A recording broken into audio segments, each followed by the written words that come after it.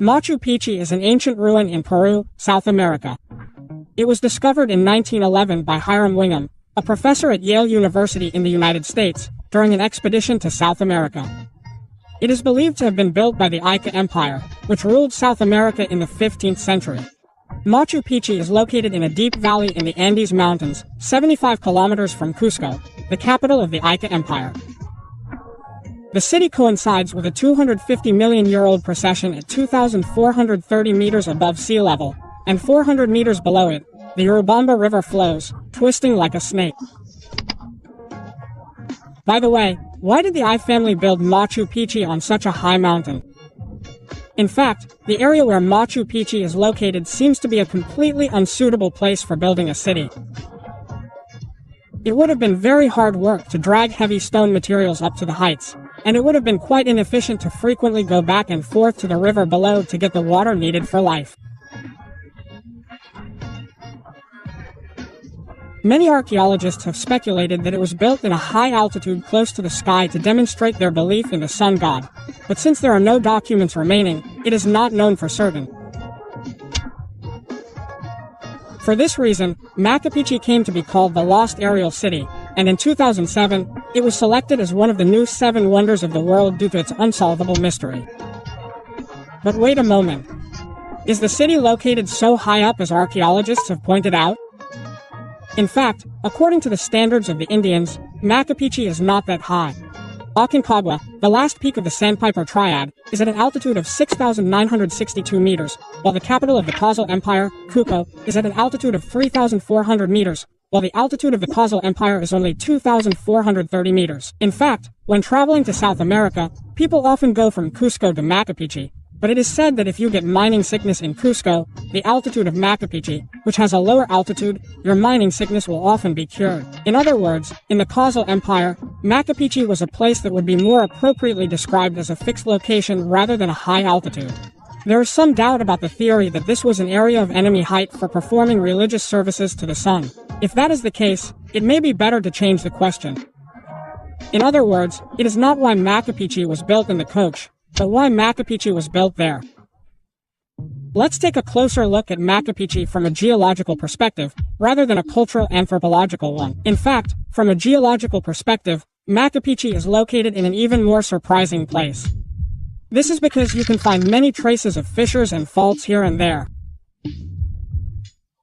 If you look down on Machu Picchu from above on a satellite map, you can see 2 large fault lines, the lands formed by the production areas on both sides of Huayna Picchu and Machu Picchu, where Machu Picchu is located, and the rest area that developed along the fault lines.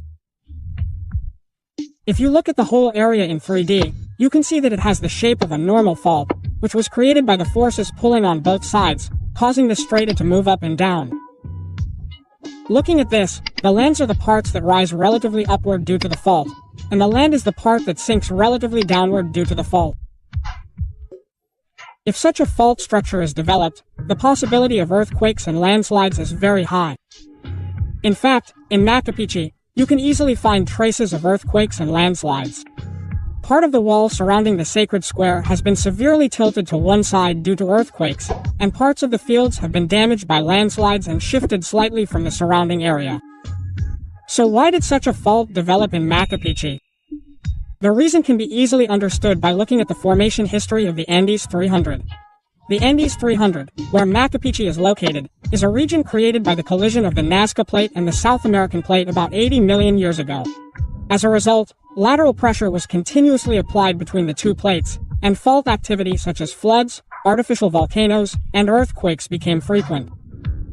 By the way, this explanation of the Andean mountain movement may sound a little contradictory. I explained that the Andes 300 was flooded by the lateral pressure created by the collision of the 2 plates, but on the other hand, the city area is an area that was formed by the forces pulling on both sides, creating a natural fault and artificially moving downward. It seems a bit contradictory, doesn't it? This can be explained by the movement of the ruler. The area where Huayna Picchu is located is mainly composed of processed cancer, but when a view made of hard rock like processed cancer is subjected to lateral pressure, it does not twist and turn, but rather bends gently over a wide area. At this time, lateral pressure acts on the surface of the processed cancer's vault, which causes the upper part of the vault of the processed cancer to bulge and a strong pulling force to act. This force causes the information ground to deflect or become swollen, causing a fracture, and the fracture causes a deformation above and below the closeness that is separated by the fracture, creating a fault line. This is a similar principle to when a hard wooden board is held with both hands. It is compressed on the inside while the outside cracks. The area where Machu Picchu is located is also thought to have been formed by progressing relatively downward from the area consisting of Huayna Picchu and Machu Picchu through a similar process. In any case, even from the geological structure, the construction conditions of Machu Picchu seem to be quite poor. In this way, the mystery of Machu Picchu has become clearer. Meanwhile, in 2019, Professor Luardo Menegal of the University of Rio Grande do Sul in Brazil presented a new hypothesis, surprising the academic community. His claim was that the I family was able to create the mysterious Machu Picchu thanks to the presence of many fault structures. Professor Menegal conducted 4 field surveys in 2001, 2006, 2010, and 2012 to explore the secrets of Machu Picchu. He then carefully analyzed satellite photos and ground survey data to complete a fault map of the entire Machu Picchu area. What surprised him was that there were faults on other sides that were much larger in scale than those previously known, reaching up to 175 kilometers. There was a Mandru-type strike line at 20 degrees, an Aplamocanota-type strike line at 290 degrees, a Titicaca-type strike line at 305 degrees, and a Machu Picchu-type strike line at 330 degrees. What particularly caught my eye was the fact that the location of the city of Machu Picchu coincides with the point where 2 fault lines, one at 20 degrees and the other at 330 degrees, meet to form an X. Based on these findings, Professor Menegal argues that the fault warfare that developed along the city of Pachupi was a great help to the people who lived in the area, as it was made of hard rock.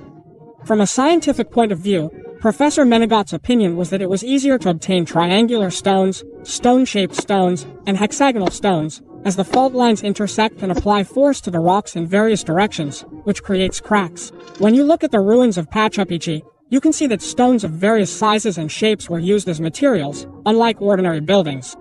Even when you look at a magnified longitudinal map of the city of Machu Picchu, the X-shaped fault lines and other fault lines are noticeable. Even when you look at the plan, you can see the X-shaped fault lines and other fault lines at a glance. What's most interesting is that the location of Machu Picchu is at the intersection of the X-shaped fault lines.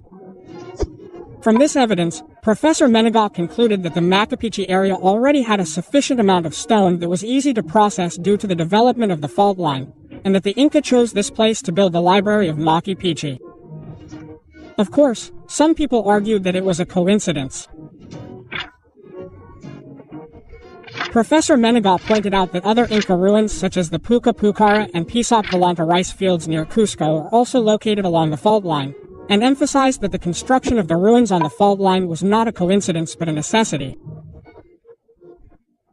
In fact, there was another benefit that the city of Pucci could gain from the fault line besides stone. That is water. Areas affected by the fault tend to have many cracks, and water flowing from the mountaintop tends to collect along the cracks. Therefore, if you are lucky, you can secure water nearby. In fact, there was a spring that gushed out where the Machu Picchu fault line runs in the 330 degrees direction, near the south head of Machu Picchu. The development level was 2,458 meters, about 21 meters higher than the entrance to the city of Huayna Picchu, and the distance was only about 750 meters. And engineers did not miss this and created a canal system that connected the spring to the city. They made a channel with a width of 10 to 12 centimeters, a depth of 10 to 16 centimeters, and an inclination of about 3 degrees, so that 23 to 114 liters of water per minute would flow to all parts of the city at a steady rate without overflowing, although it differed slightly depending on the season. Petri of the Night Group also made a channel with an inclination of about 4 degrees to supply water, but it seems that the engineers below I knew that this inclination was the most efficient. 12,500 kilometers away. When you see that people who lived on different continents had similar ideas, you can once again feel the mysterious and amazing power of humanity. There were other benefits that the town gained from being on a fault line. That is water. Machu Picchu is close to the tropical zone, and since the 1450s, the annual average amount of water has reached about 2,000 meters, and concentrated rains are common. Therefore, this area is highly likely to experience landslides. However, the risk of landslides is also prevented by the fault structure formed in the city of Wading Pichi. Even if it rains heavily, the cracks that have developed here and there on the plate effectively drain the increased water. If Professor Menegot's hypothesis is true, many mysteries of Machu Picchu will be solved. Since Machu Picchu was built on a fault, there was no need to transport stone and water from the bottom of the valley to higher places, and they could have been obtained nearby. Also, thanks to the developed fault line acting as a drainage channel, the city of Wading Pichi was able to endure for 600 years without any noticeable collapse. Machu Picchu, a city of the Y Empire built on collapsed rocks. For Machu Picchu, the mountainous area made of faults was not a cursed land full of blood vessels, but a place full of blessings and opportunities that enabled the professor to live a stable life. The birthday of the rewritten city of Pucci is. The new XY's keyword of certainty was also X-time bullet relative. Science sees the world. That's all from Sestadorum. Thank you for watching.